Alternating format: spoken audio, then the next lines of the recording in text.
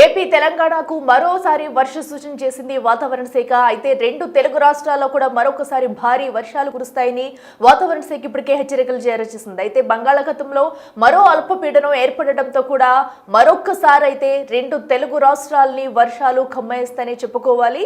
అయితే అల్పపీడనం ఏర్పడడంతో కూడా మరొకసారి భారీ వర్ష సూచన అయితే చేసింది వాతావరణ కేంద్రం. మయన్మార్ సమీపంలో కూడా ఈ అల్పపీడనం అయితే తీరాన్ని తాకనున్నట్లు గుర్తించారు ఇప్పటికే వాతావరణ శాఖ అధికారులు. అయితే బంగాళాఖాతంలో 3 అల్పపీడన ద్రోణులు అయితే కొనసాగుతున్నాయి. ఇవి కాస్త 7వ తేదీ వరకు దీని ప్రభావంతో వర్షాలు కురుస్తాయంటూ కూడా ఇప్పటికే వాతావరణ శాఖ అధికారులు అయితే అలర్ట్ చేస్తున్నారు. సో మొన్నే చూసాం మోంతా తుఫాన్ ఎఫెక్ట్ రెండు తెలుగు రాష్ట్రాల్లో ఎంత బీభత్సం సృష్టించాయనేది. సో దాని నుంచి బయటపడక ముందే మరొకసారి ఈ అల్పపీడనం ప్రభావంతో వాతావరణ శాఖ అయితే భారీ వర్ష సూచన హెచ్చరికలు జారీ చేసింది. సో ఇప్పటికే రెండు తెలుగు రాష్ట్రాల్లో కూడా ఇంకా కోలుకోలేని పరిస్థితి ఉంది మోంతా తుఫాన్ ఎఫెక్ట్ తో. అయితే ఇప్పుడు వస్తున్న అల్పపీడనం ఎలాంటి నష్టాన్ని కలిగిస్తుందో అన్న భయభ్రాంతులకు అయితే గురవుతున్నారు. ఇక బంగాళాఖాతంలో ఏర్పడిన అల్పపీడనంతో ఇప్పటికే ఎక్కడెక్కడ భారీ వర్షాలు కురుస్తాయి, ఈ అల్పపీడనం ప్రభావం ఏ జిల్లాల్లో ఏ ప్రాంతాల్లో భారీగా ఉండబోతుంది అనేది కూడా వాతావరణ శాఖ అధికారులు అయితే చెప్పుకొస్తున్నారు. ఇక ఇవాళ రేపు చూసుకున్నట్టయితే ప్రధానంగా రాయలసీమ కోస్తాలు అయితే భారీ వర్షాలు కురుస్తాయంటూ కూడా ఇప్పటికే అలర్ట్ జారీ చేసింది. ఏదైతే ఈ రెండు జిల్లాల్లో కూడా భారీ వర్షాలు కురుస్తాయి. సో ముందస్తు జాగ్రత్తలు తీసుకోవాలంటూ కూడా ఇప్పటికే వాతావరణ శాఖ అధికారులు చెప్తున్నారు. అటు తెలంగాణలో కూడా పలు జిల్లాల్లో వర్షాలు కురుస్తాయంటూ ఐఎండీ అధికారులు అయితే హెచ్చరికలు జారీ చేశారు. సో మనం చూస్తున్నాం అకస్మాత్తుగా వస్తున్న వర్షాలకు కూడా అటు మొన్న హనుమకొండ వరంగల్ మొత్తం కూడా నీటి మునుగున దృశ్యం మనం చూస్తూ ఉన్నాము. ఎందుకంటే అది మోంతా తుఫాను ఎఫెక్ట్ అనేది అసలు ఇటు తెలంగాణలో ఉంటుందని అనుకోలేదు ఎవరంతా. సో సడన్ గా కూడా అటు భారీగా మోంతా తుఫాన్ ఎఫెక్ట్ అయితే అటు వరంగల్ పై చూపించిందని చెప్పాలి. సో ఈ నేపథ్యంలో ఇప్పుడు ముందుగానే ఇటు తెలంగాణకి కూడా భారీ వర్ష సూచన ఉన్నట్లయితే అల్పపీడనం ఎఫెక్ట్ అయితే తెలంగాణపై కూడా ఉంటుందని వాతావరణ శాఖ అధికారులు అయితే ముందస్తుగా చెప్పుకొస్తున్నారు. సో దీంతో అటు సాయంత్రం నుంచి తీవ్ర ప్రభావం ఉంటుందంటూ కూడా ఇప్పటికే చెప్తున్నారు ఈ రోజు సాయంత్రం. సో ఇప్పటికే మనం చూడొచ్చు రోజు కూడా ఏదో ఒక టైంలో ఏదో ఒక ప్రాంతంలో అయితే మోస్తారు వర్షం అయితే పడుతూ వస్తుంది. అయితే ఈ రోజు అవి కాస్త భారీ వర్షాలు కురుస్తాయని సో ముందస్తు జాగ్రత్తలు తీసుకున్నట్టు అలర్ట్ అయితే జారీ చేశారు వాతావరణ శాఖ అధికారులు. ఇక సాయంత్రం నుంచి కూడా ఈ ప్రభావం మరింత ఎక్కువ అవుతుందంటూ చెప్పుకొస్తున్నారు. అలాగే ఖమ్మం, కొత్తగూడెం, నిజామాబాద్, నల్గొండ, యాదాద్రి భువనగిరి, మెదక్ జిల్లాలో కూడా విస్తారంగా వర్షాలు పడతాయంటూ హెచ్చరికలు జారీ చేశారు. సో ఏదైతే ఈ అల్పపీడనం ప్రభావం ప్రధానంగా కొన్ని జిల్లాల్లో తీవ్ర ఎఫెక్ట్ చూపించే అవకాశం ఉందంటూ వాతావరణ శాఖ అధికారులు అయితే హెచ్చరికలు జారీ చేస్తున్నారు. అటు ఏపీకి ఇటు తెలంగాణకి కూడా 7వ తేదీ వరకు కూడా ఈ అల్పపీడనం ఎఫెక్ట్ అయితే ఉండనుంది. సో అల్పపీడనం అటు మయన్మార్ తీరం దాటుతుందని అయితే ఇప్పటికే వాతావరణ శాఖ అధికారులు అయితే అంచనా వేస్తున్నారు. మరి ఈ అల్పపీడన ప్రభావం రెండు రాష్ట్రాలపై కూడా ఎలా ఉండబోతుంది, ఎక్కడెక్కడ ప్రధానంగా భారీ వర్షాలు కురిసే అవకాశం ఉంది, అలాగే పిడుగులు పడే ఛాన్స్ ఉందా, ఈదురు గాలులు వీచే ఛాన్స్ ఉందా? ఎందుకంటే మొన్నే చూసాం మనం మోంతా తుఫాన్ ఎఫెక్ట్ కి భారీ ఎత్తున 100 కిలోమీటర్లో కూడా భారీ గాలులు అయితే వీచాయి. సో మరి ఇప్పుడు రాబోతున్న అల్పపీడనం ఎలాంటి ఎఫెక్ట్ చూపిస్తుంది అనేది కూడా అటు వాతావరణ శాఖ అధికారుల దగ్గర నుంచి మా ప్రతినిధి అంజుమ అయితే మరింత సమాచారం అందిస్తారు. తెలంగాణ రాష్ట్ర వ్యాప్తంగా మళ్లీ అడపాదడపా వర్షాలు కురుస్తున్నాయి. అయితే నవంబర్ మాసంలోకి ఎంటర్ అయిపోయాము, కానీ వర్షాలు మళ్లీ ఎందుకు కురుస్తున్నాయి? ఉదయం నుంచి సాయంత్రం వరకు కూడా విపరీతమైనటువంటి ఎండ వాతావరణం ఉంటుంది.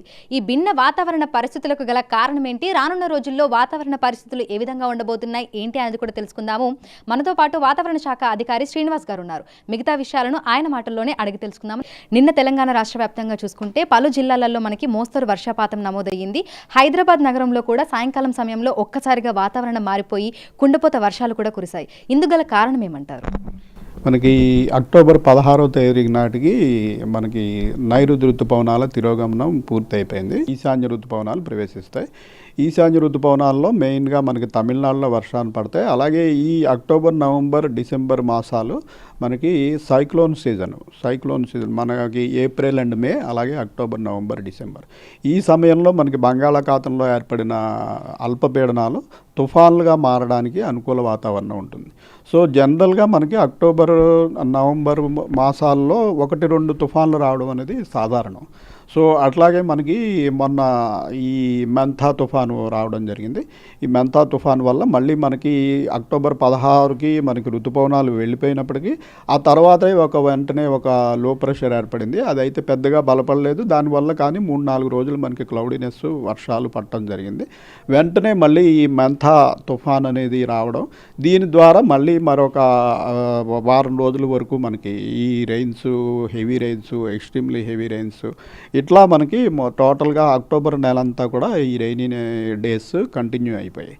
దీనికి తోడు మనం ఇప్పుడు ప్రత్యేకంగా ఈ ఏడు చూస్తున్నది ఏంటంటే టెంపరేచర్ల పెరుగుదల అనేది సాధారణం కంటే ఎక్కువ ఉంటుంది. నార్మల్గా మనకి ఇప్పుడు వింటర్ సీజన్లో ఉండాల్సిన టెంపరేచర్ల కంటే ఇప్పుడు గరిష్ట ఉష్ణోగ్రతలు మ్యాక్సిమం టెంపరేచర్లు చూసుకున్నట్టయితే 2 నుంచి 4 డిగ్రీల వరకు ఎక్కువ ఉన్నాయి. అలాగే మినిమం టెంపరేచర్లు చూసుకుంటే 1 నుంచి 5 డిగ్రీల వరకు వివిధ ప్రాంతాల్లో ఎక్కువ నడుస్తున్నాయి. ఇట్లా టెంపరేచర్లు ఎక్కువ ఉండటం వల్ల మనకి ఈ మాయిశ్చర్ సప్లై అనేది కంటిన్యూస్గా ఏదో ఒకటి సిస్టమ్ మనకి ఉండటం వల్ల ఇటు అరేబియన్ సీ నుంచి ప్రస్తుతం మనకి వెట్ ఫ్లో అనేది వస్తుంది, అంటే తేమ గాలులు అనేవి చేరుకుంటున్నాయి. దానికి తోడు టెంపరేచర్లు మన దగ్గర ఉండవలసిన దానికంటే ఎక్కువ 30 నుంచి 34 డిగ్రీల వరకు టెంపరేచర్లు ఉండటం వల్ల నిన్న సాయంత్రం కూడా చూసాం మనం సిటీలో ఉన్నట్టుండి పెద్దగా ఒక గంటన్నర సేపు క్యూములోనింబస్ మేఘాల వల్ల వర్షం పడటం. క్యూములోనింబస్ మేఘాల వల్ల నవంబర్లో వర్షం పడటం అనేది అసాధారణం. కొంచెం అలాగే అసాధారణ విషయాలు వస్తున్నాయి. వీటికి మనం ముందుగా ప్రిడిక్ట్ చేయడానికి అవకాశం ఉండదు. ఎందుకంటే ఇప్పుడు మనకి దగ్గరలో సినాప్టిక్ సిస్టమ్స్ ఏమీ లేవు. గ్రాడ్యువల్గా మనకి నైట్ టైంలో క్లౌడీనెస్ తగ్గిపోయి ఈ మినిమం టెంపరేచర్స్ అనేవి ఫాల్ అయ్యి మనకి శీతాకాలం ప్రవేశించాలి. కానీ ఇటువంటి పరిస్థితుల వల్ల మనకి ఇంకా క్లౌడీనెస్ అట్లాగే ఈ రెయిన్స్ అనేవి కంటిన్యూ అవుతున్నాయి. అయితే ఉపరితల చక్రవాత ఆవర్తనం పరిస్థితి ప్రస్తుతం ఏ విధంగా ఉంది? అల్పపీడనాలు ఏమైనా ఏర్పడడం జరిగిందా? మనకి ఈ బంగాళాఖాతంలో ఒక అల్పపీడనం ముందుగానే మనం అది ముందు నుంచి చెప్తున్నాము, అది మన వైపు ప్రయాణించే అవకాశం లేదు, ఇటు బంగ్లాదేశ్ వైపు వెళ్ళిపోతుందని. సో అది బంగ్లాదేశ్ వైపు ఆల్మోస్ట్ బంగ్లాదేశ్ కోస్ట్ దగ్గరలో ఉంది. దానివల్ల మనకి పెద్దగా ఏమీ రెయిన్స్ పడే అవకాశం లేదు. అయితే మనకి నిన్న మన అడ్జసెంట్గా ఉన్నటువంటి ఈ విదర్భ మరాత్వాడ ప్రాంతంలో ఒక ఉపరితల చక్రవాత ఆవర్తనం అనేది వచ్చింది. అది కూడా ఈరోజు మార్నింగ్కి బలహీనం అయిపోయింది. అయితే మనకి ఈ అరేబియన్ సముద్రంలో గత వారం ఈ మెంథా తుఫాన్ ముందు నుంచి కూడా ఒక డిప్రెషను అలాగే లో ప్రెషర్ కింద ఇప్పటికి వారం రోజులు పైబడి ఇక్కడ కంటిన్యూ అవుతుంది. ఇది కూడా ఈరోజు కొంచెం మనకి ఈ మా అహ్మదాబాదు ఈ గుజరాత్ ప్రాంతంలోకి వెళ్ళి బలహీనపడింది. అయితే దీని ప్రభావం వల్ల కొంచెం మనకి ఈ తేమగాలు అనేవి ఇంకా తెలంగాణ వైపు వస్తున్నందువల్ల మనకి ఇంకా నైట్ క్లౌడీనెస్ అనేది పోలేదు. నైట్ క్లౌడీనెస్ పోయి మనకి ఆకాశం స్కై క్లియర్ అయిపోతే మనకి నైట్ టెంపరేచర్స్ ఫాల్ అవుతాయి. అయితే గత ఏడాదితో పోలిస్తే ఈసారి ఎండల తీవ్రత అనేది ఈ టైంలో ఎక్కువగా ఉందని చెప్తున్నారు. అంటే 2 నుంచి 4 డిగ్రీల వరకు కూడా గరిష్ట ఉష్ణోగ్రతలు అనేవి అధికంగా నమోదవుతున్నాయి. ఎందుకు అంటారు? మనకి ఈ గ్లోబల్ వార్మింగ్ వల్ల కొన్ని విచిత్రమైన మార్పులు మనం అంటే గ్రాడ్యువల్ టెంపరేచర్స్ పెరిగి ప్రతి సీజన్లోనూ వేడిమి గల రోజులు ఎక్కువ పెరిగిపోవడం అనేది మనం చూస్తున్నాము. అయితే ఈ సీజన్లో ప్రస్ఫుటంగా అందులోని ఈసారి ఏమైందంటే మనకి మే నెలలో చల్లటి వాతావరణం, మే నెలలో 25 ఇయర్స్లో లోయెస్ట్ మ్యాక్సిమం టెంపరేచర్స్ మనకు వచ్చాయి. దానివల్ల మనకి తర్వాత జూన్ జూలైలో వర్షపాతం కూడా తగ్గిపోయింది. మెయిన్గా మనకి ఏప్రిల్ మే నెలల్లో హై టెంపరేచర్స్ ఉన్నప్పుడు వాటి వల్ల మనకి ఎక్కువ మన కోస్ట్ సమీపంలో అల్పపీడనాలు ఏర్పడటం అవి ఉంటాయి. ఈ మే నెలలో టెంపరేచర్స్ లేకపోవడం వల్ల ఆ ఫ్యాక్టర్ ఇదైంది. తర్వాత మనకి మాన్సూన్ సీజన్లో కూడా గత మాన్సూన్ సీజన్ బట్టి కంటే ఈసారి మాన్సూన్ సీజన్లో టెంపరేచర్స్ పెరుగుదల అనేది ఎక్కువ ఉండటం వల్ల ఈ మాయిశ్చర్ లభ్యత ఎక్కువ ఉండటం వల్ల ఎక్కువ రోజులు మనం సినాప్టిక్ ఫీచర్ లేకపోయినా ఈవినింగ్ టైము క్యూములోనింబస్ మేఘాల వల్ల ఎక్కువ వర్షపాతం చూసాం. అలాగే ఇప్పుడు మనకి నవంబర్ నెలలో కూడా నిన్న కూడా మనం క్యూములోనింబస్ మేఘాలు సిటీలో కూడా ఉరుములు మెరుపులతో కూడిన జల్లులు చూసాం. వీటన్నిటికీ ఏంటంటే టెంపరేచర్లు అనేటివి ప్రతి సీజన్లోనూ కూడా గత సాధారణ టెంపరేచర్ల కంటే 2 నుంచి 3 డిగ్రీలు అట్లా ఎక్కువ ఉంటున్నాయి. ఎక్కువ ఉన్నప్పుడు డెఫినెట్గా అవి ఈ వేడిమితో కూడిన మేఘాలకి అవకాశం కల్పిస్తాయి. వీటిని ముందుగా ఫోర్కాస్ట్ చేయడానికి అవకాశం ఉండదు. జస్ట్ 3-4 గంటల ముందే అటువంటి అవకాశం ఉందని తెలుస్తుంది. సో ప్రస్తుతం జరుగుతున్న పరిణామం ఇదేనండి. సో ఈ ఏడాది చూసుకుంటే ప్రతి సీజన్ కూడా ఎక్స్ట్రీమ్గానే ఉంది, విపరీతమైనటువంటి ఎండలు, విపరీతమైనటువంటి వానలు. మరి చలికాలం ఏ విధంగా ఉండబోతోంది? చలికాలం జనరల్గా ఇప్పుడు మనకి వేడిమి గల రోజులే అన్ని రోజుల్లోనూ అన్ని సీజన్లోనూ పెరుగుతున్నాయి కదా, చలికాలం కూడా పెద్ద తీవ్రంగా ఉండదని భావిస్తున్నాం. మనకి కోల్డ్ వేవ్స్ అనేవి గ్రాడ్యువల్గా తగ్గిపోతున్నాయి. ఎక్కువగా మనకి హీట్ వేవ్స్, అలాగే సివియర్ థండర్ స్టార్మ్స్, పెద్ద పెద్ద వానలు, చిన్న సిస్టమ్స్కే అత్యధిక వర్షపాతం 50 సెంటీమీటర్లు 60 సెంటీమీటర్ల వర్షపాతం, ఇలాగ కొంచెం వింత పోకడలు, అలాగే విపరీతమైన మార్పులు అవి కూడా చాలా క్విక్గా ఈ ఏడు మరీ ఎక్కువ చూసాం మనం. సో ఈ పరిణామాల దృష్ట్యా ప్రస్తుతం ఈ ఏడు మనకి చలి అంత తీవ్రంగా ఉండదని భావిస్తున్నాం. మనకి ఇంచుమించుగా నార్మల్ రేంజ్లో కంటే దానికంటే కొద్దిగా తక్కువగా తప్పించి విపరీతమైన హీట్ వేవ్స్, అత్యధిక చలి ఉంటుందని ప్రస్తుతం భావించడం లేదు. సో ప్రస్తుతం చూస్తే తెలంగాణ రాష్ట్ర వ్యాప్తంగా కూడా భిన్న వాతావరణ పరిస్థితులు అయితే కనిపిస్తున్నాయి. గత ఏడాదితో పోలిస్తే ఈ ఏడాది వాతావరణంలో అనేక మార్పులు వచ్చాయి. ప్రతి సీజన్లో కూడా ఎండల తీవ్రత అనేది అధికంగా ఉంటుంది.